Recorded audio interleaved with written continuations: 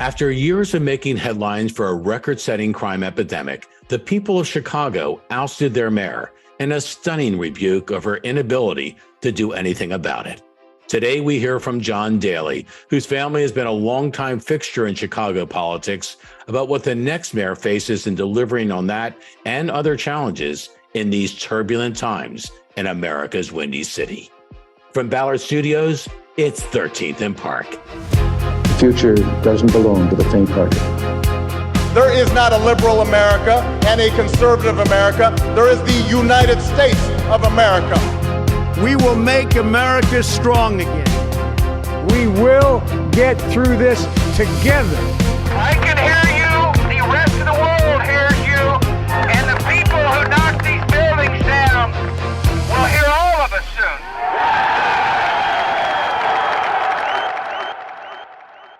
Well, John, thanks for joining us on the show. Late night, wasn't it, last night?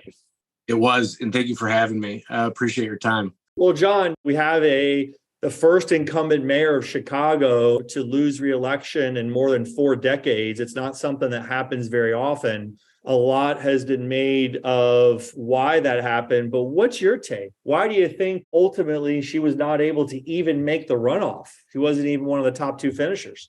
When this mayor came in, remember, 19 days out from her election in 2019, she was actually at 8 points and like a 5th or 6th position trailer. And so she skyrocketed just as Brandon Johnson did last night in the last close of that 19 election and sort of came out of nowhere. And so with this amount of people in the field, I think the key to winning last night was keeping very tight discipline. And you saw that in the 2 people who won, in Brandon Johnson and in Paul Vallis. And they had very disciplined campaigns. They stayed on message. And I think ultimately that won the day. But the question about what brought the anti-incumbent vibe, I mean, there's so many things that have happened over this tenure. We've had civil unrest. We've had COVID. We've had a number of things that we've seen around the country. You see this national narrative that, Democratic mayors are destroying big city and the fabric of America, et cetera. And when I really think you look at this race, a lot of it was negative. A lot of it was trying to tear down other candidates. And sort of the people that weren't successful didn't build themselves up enough, I don't think. And so that's some of the things that we saw last night, I believe. But when this mayor came in, there was $1 billion deficit in Chicago and really sort of financial issues for the city that were large challenges. And that deficit is cut down almost to less than $100 million. So there's some real good stories that should have been told, but a lot of time was spent sort of breaking down others. Looking at it from the outside, the Mason-Dixon poll came out showing that the top issue was crime, 44%. And the next issue was at 12%, right? Jobs and the economy. Usually, as you know, with polls, you have a series of things that are put on a list. And sometimes as an advisor to campaigns, you say, it's not always the first issue. Sometimes it's that 3rd, 4th, or 5th issue no one's talking about. That is the wedge issue that wins a campaign. In this case, it looks like crime overwhelmed the other issues in terms of the prime discussion point. And talk about fear. The same poll said 2 out of 3 Chicagoans were kind of in some sense of fear of crime, and it went up to 85% among African Americans. So with that kind of issue, do you think in a way, fair or not, that this became a referendum on Lori Lightfoot's inability to give people confidence that she had effectively wrapped her arms around this issue? I think that's absolutely true. And it's clear in the numbers, regardless of how you really slice and dice it. That is the reality, is that people looked at the crime in the city and whatever cascade effects that you want to attribute that to, whether it's mental health and whatever the outlook is. We have 2 campaigns that have very different views of what the solution is. One in a sense is all the supplementary things around whether it's mental health or supplemental services in public schools. And the other side of the campaign is really more police, which we've heard for 12 years, and that has not been very effective in Chicago. So I think you do have, no matter what, whatever the prescription, crime and safety is the number 1 issue. And you look at that as a direct result all over the country. And anecdotally, even if you look at non-large urban centers, you have huge numbers and increases exponentially of crime. Crimes of opportunity, violent crime as well, carjackings, and even small things in theft like catalytic converters. We're seeing that all over the country, and it's a major issue in this election, no question. crime has obviously had an impact on these elections, and that's going to be an issue in the runoff. But how much, when I look at the rhetoric from last night on election night, there was talk of January 6th. There was talk of abortion. There was talk of gay marriage. Do you see those issues mattering to voters? It seems that the issues are the crime issue and the economy issue. So help people not from Chicago understand why gay marriage and abortion and January 6th were discussed on election night there. Well, I think those issues do matter. And we saw that in November, that they mattered at the ballot box. And I think that's what people are probably pointing to most recently, because Chicago at its core is a Democratic city. There is also a growing number of roughly 100,000 Republican voters that are true triple R voters in the city of Chicago. And so I think what you're seeing is likely people testing and filtering those messages to say, of the potential 600,000 to 700,000 voters, we know 100,000 of those are Republican. 200,000 people voted for Paul Vallas. The question in those messages is, what's his ceiling? And I think based on the numbers yesterday, he had a wider appeal than just this idea of a core 100,000 Republican voters. And I think you look at the map and you look at the message. And as I said, to both candidates who won last night's credit, they were very disciplined. They did not sort of, run all over issues. But I think, to answer the question, when you look at those national issues coming into a very local race, I think that's simply a test of where triple Ds and triple Rs are in the electorate in Chicago. Will the swing voters, will they be the ones that decide the election? The not triple Ds, the not triple Rs, or are most of the voters going to be polarized into one of those two camps? I don't think it'll be that simple. I think it'll be really a test of what message and prescription, whether it's fear or hope, and you have both of those here, they believe in. And I think it'll be the prescription for the original issue that was identified, which is safety and crime. I think that's simply it. And if you really want a simple version of it, we've seen this in many graphics in Chicago today. You have basically the Fraternal Order of Police versus the Chicago Teachers Union, and those two prescriptions of what the right version and path towards safety is. I think that's what it sort of boils down to. I don't really believe that we're just going to have a test on the police are Republicans and the teachers are Democrats. I think it's going to be more complicated than that. Well, we have a runoff for mayor. It's on April 4th. It's going to be an interesting choice between two leaders vowing to make Chicago a better place to live. Fabian, cue tape. I received a call from Mayor Lightfoot congratulating me on being in the runoff. Let's give her a round of applause, and we will have a safe Chicago. We will make Chicago the safest city in America.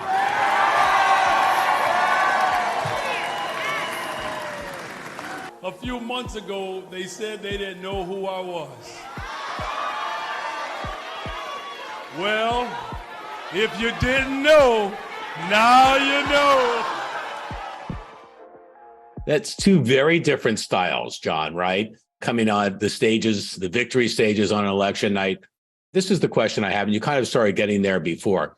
Let's talk about the unions. You have law enforcement, including the FOP, backing Vallas, and you've got the teachers union, SEIU, and others backing Brandon Johnson. So how powerful is the union endorsement these days in Chicago? Could that make the ultimate difference in this race that might trump what we just talked about in terms of the top issue of the day?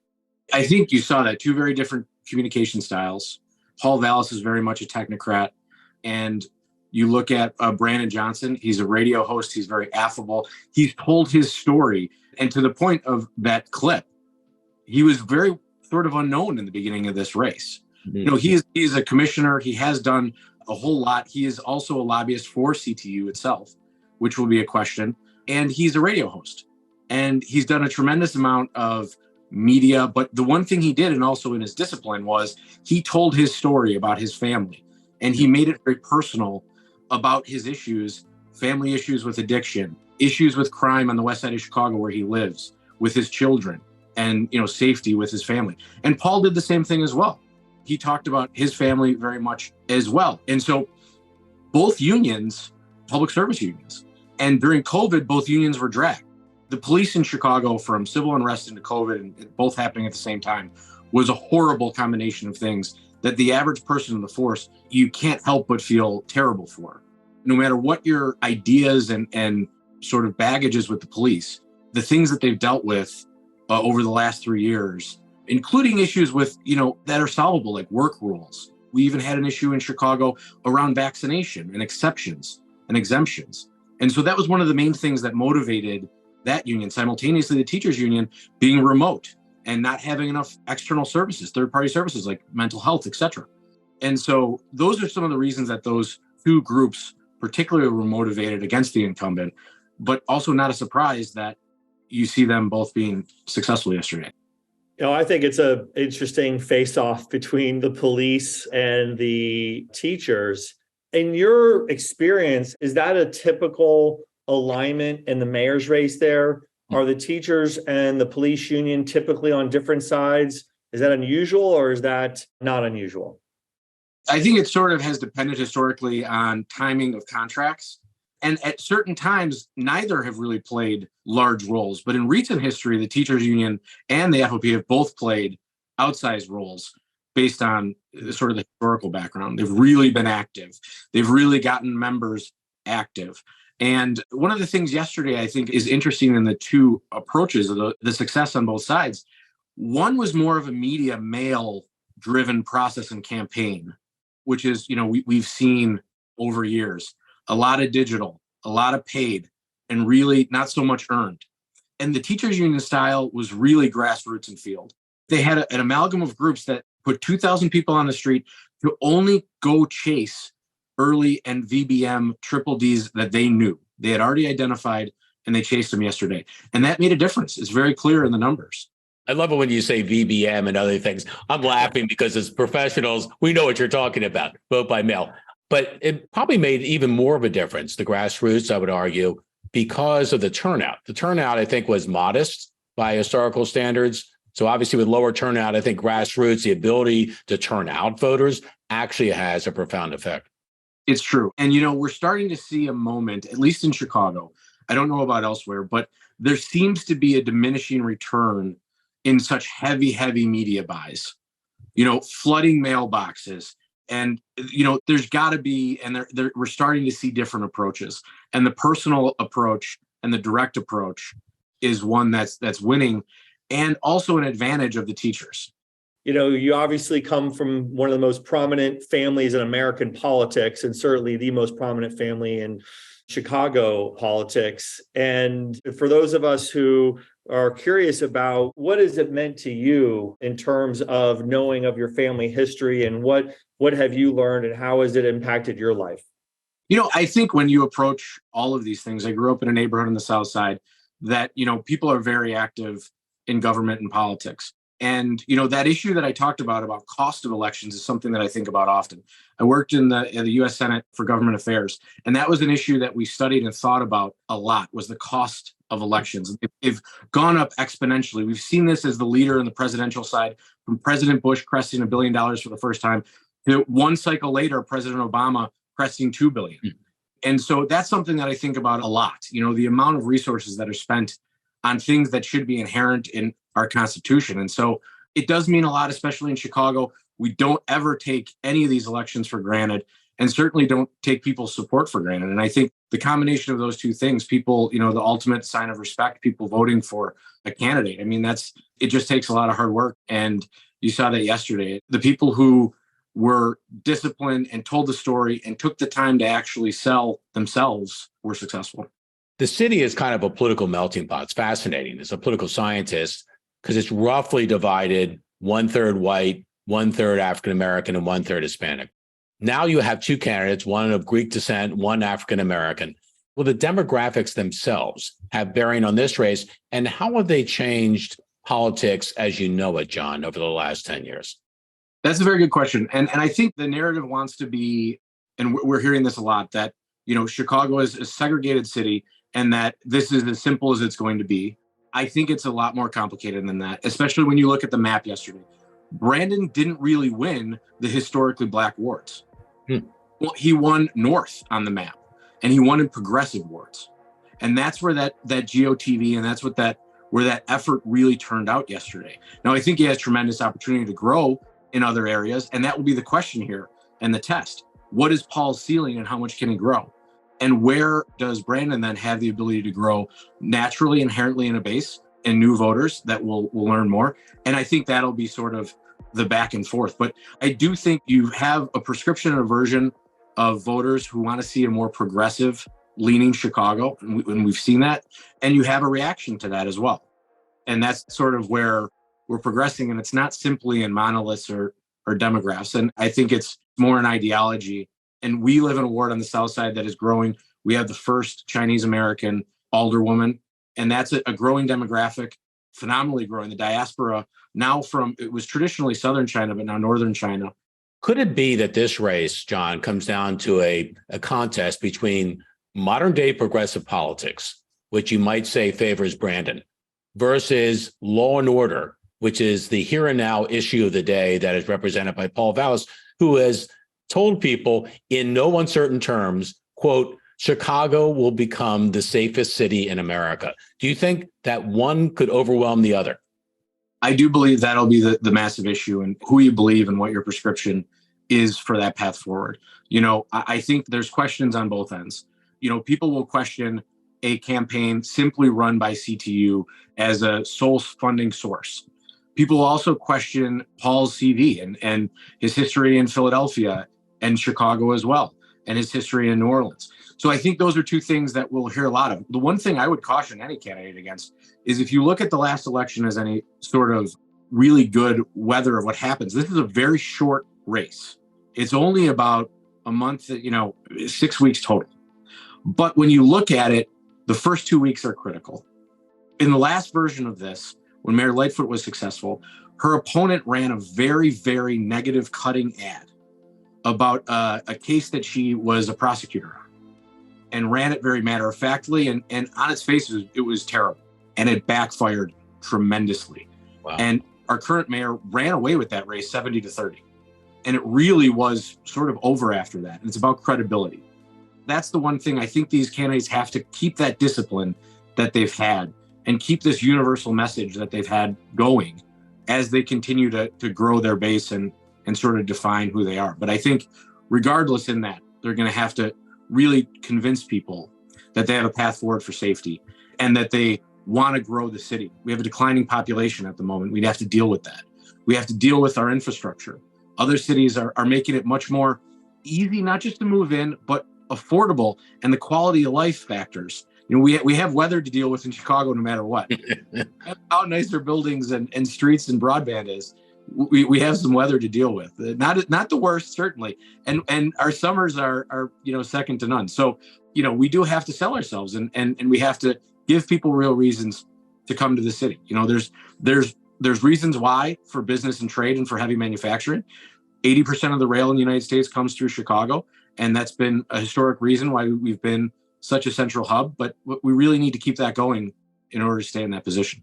Full disclosure, I'm a Baltimore Ravens fan. I'm nervous about what's going to happen with Lamar Jackson.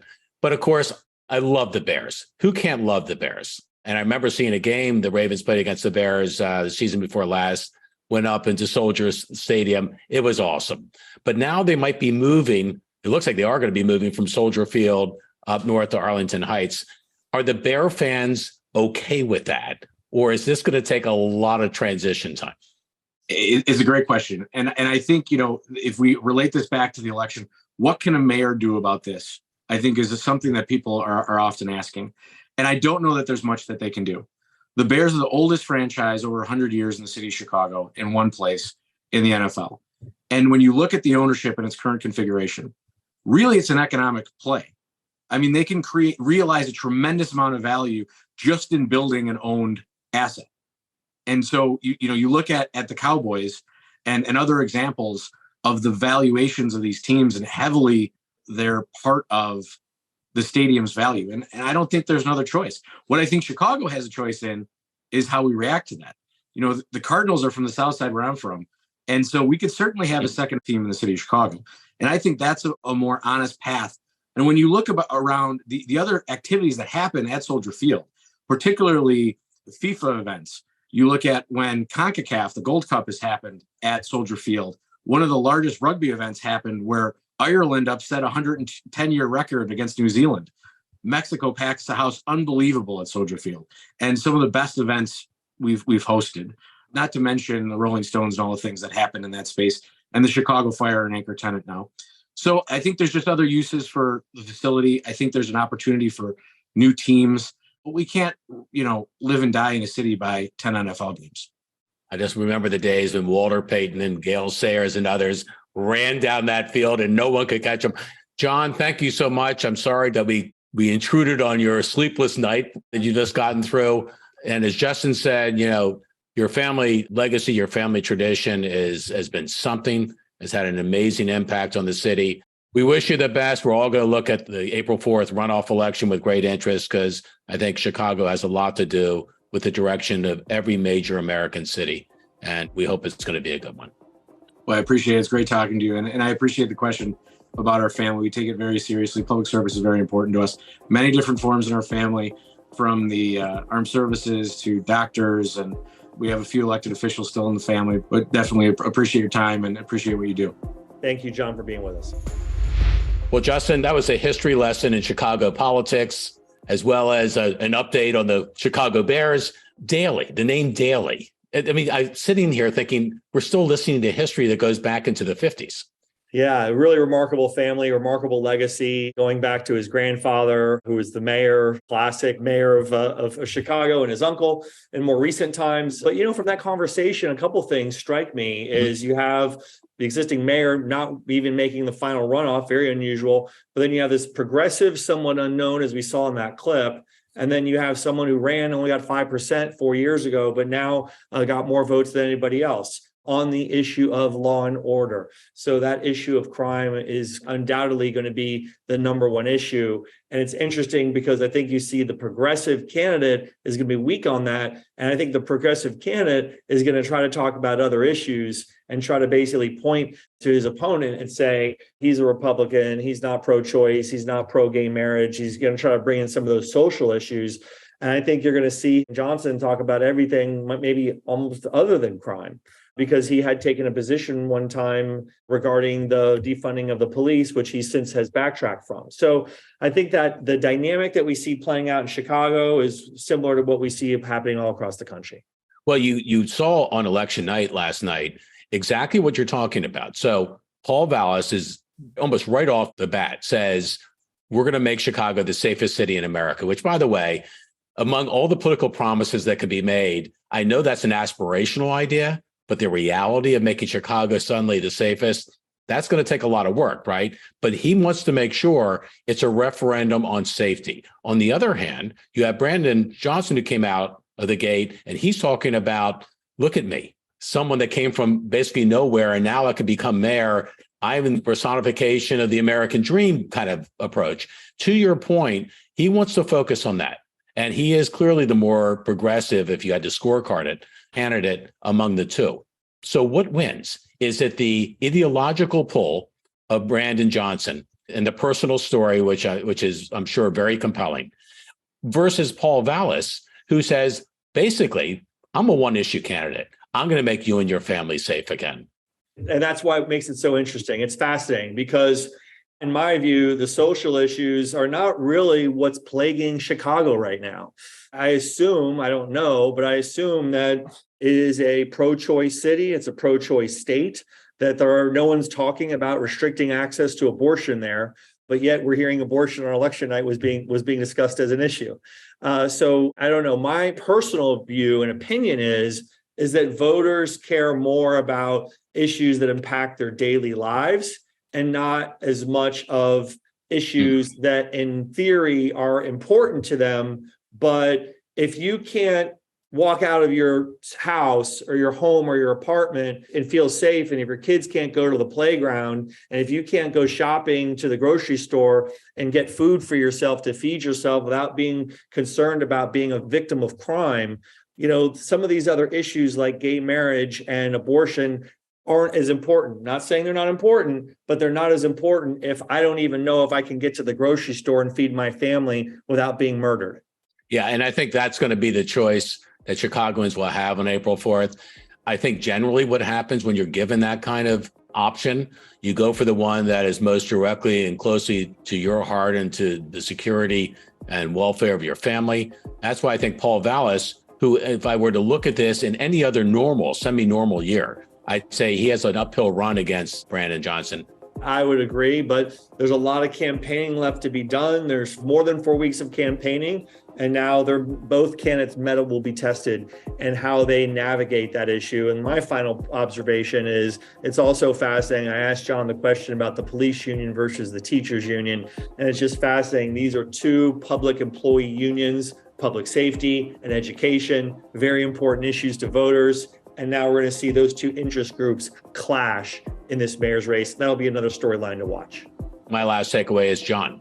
It's nice to see he has that sense and thirst of public service that comes from granddad on down. It's nice to see young people who are very involved in the process, who really want to improve things in their community. And what better testing ground in the city of Chicago?